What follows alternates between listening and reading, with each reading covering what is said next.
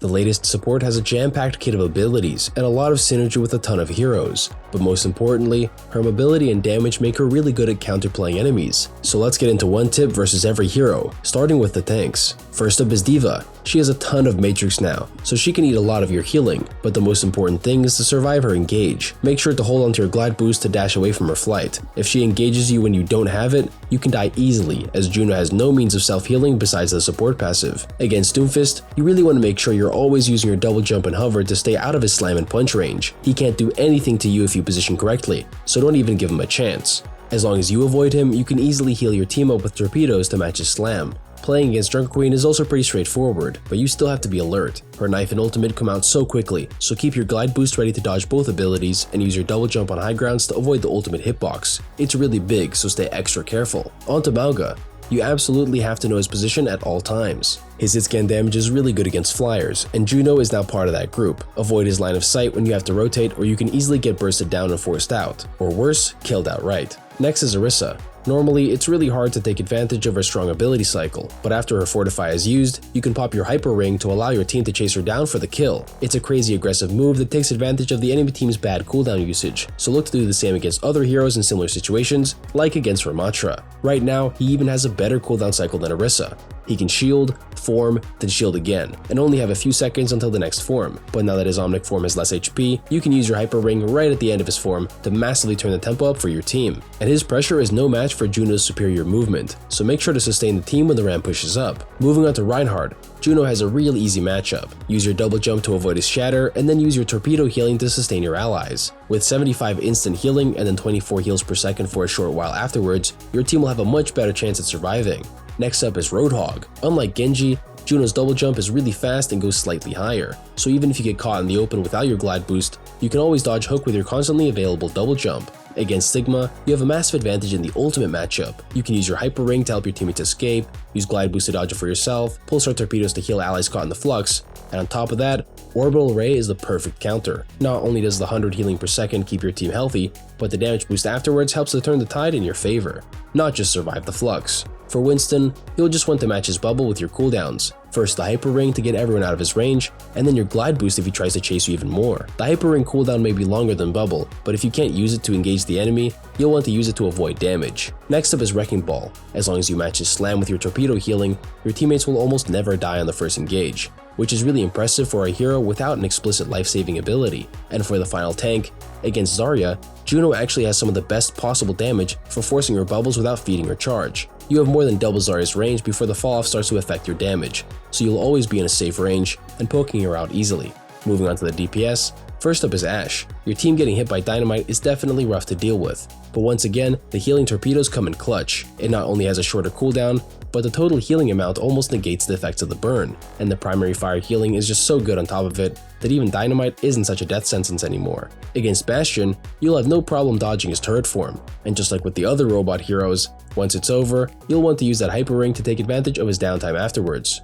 Versus Cassidy, it's pretty simple. You just want to stay out of his 20-meter range like everybody else has to, but at least for Juno, it's so easy with how long her fall-off takes to kick in, and just 4 bursts is all you need to win the duel. Next up is Echo.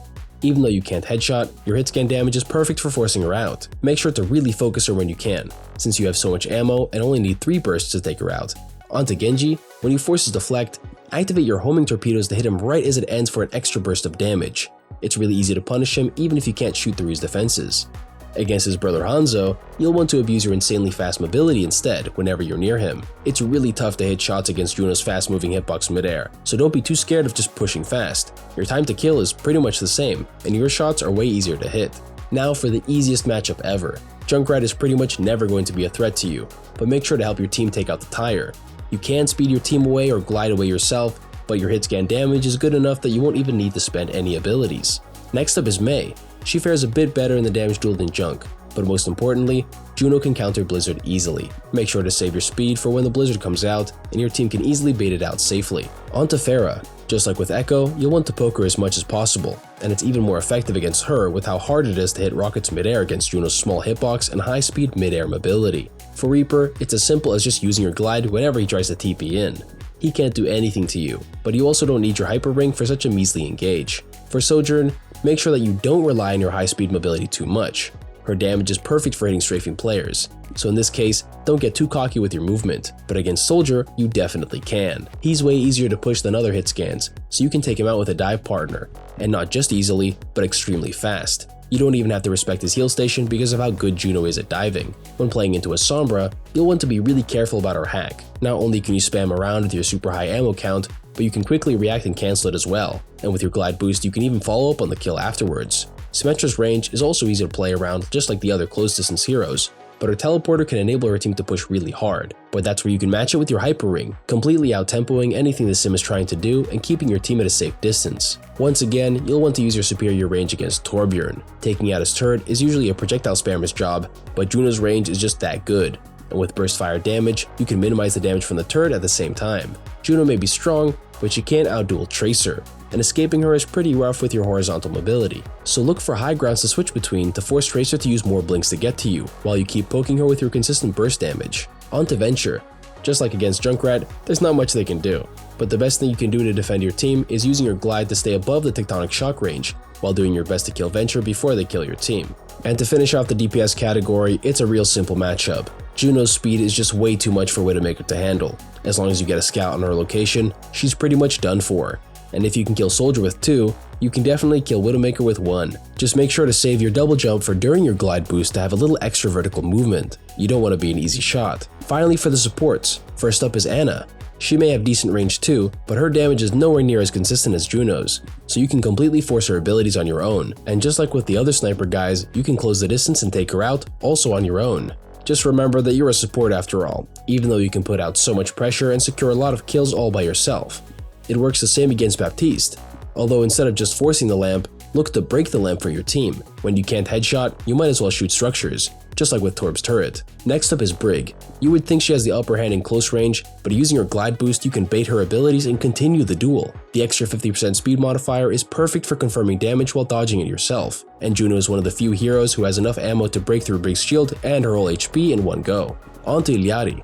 Both supports are really spammy, but Juno's erratic movement comes out on top. Once again, you can just run it down. That's just how good glide boost is combined with her primary fire. Just remember to prioritize taking out the pylon. Now that it's at 14 seconds, it's worth killing every time, and because of how long the glide boost lasts, you can even kill it and get out if you can't get the Iliari kill. Now for the Juno mirror. If you ever lock eyes, just know that going for the first speed is always the best. You get an instant speed boost when firing the ring, so you don't even have to pass through it to push fast and take the early advantage in the duel. On to Kiriko.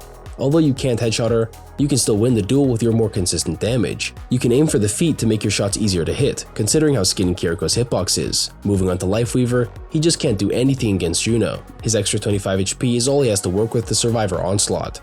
Your damage is just way more consistent, and the pedal platform can't do anything against Juno's double jump and flight. Finally on to Lucio, who's now rivaled by this new speed boost character. And because she can spam so much more than him, it's more worth it to speed away from his amp than it is to try to push your team onto his. You can just keep running and leave the enemies in the dust. For Mercy, to finally tie up the easy flyer matchups Juno has, again, you just have to poke her, and when she's flying in the open, you can go for your homing shots. Just make sure you time it so it doesn't get blocked by walls. Good Mercies won't always make it easy for you. With only 2 supports left to go, second to last is Moira, and this is where finally Juno has to slow it down. Against other matchups, it's best to start at long range and then finish up close, but Moira's self-healing is so strong, and compared to Juno's non-existent self-heal besides her shield regen, you just can't win the fair fight.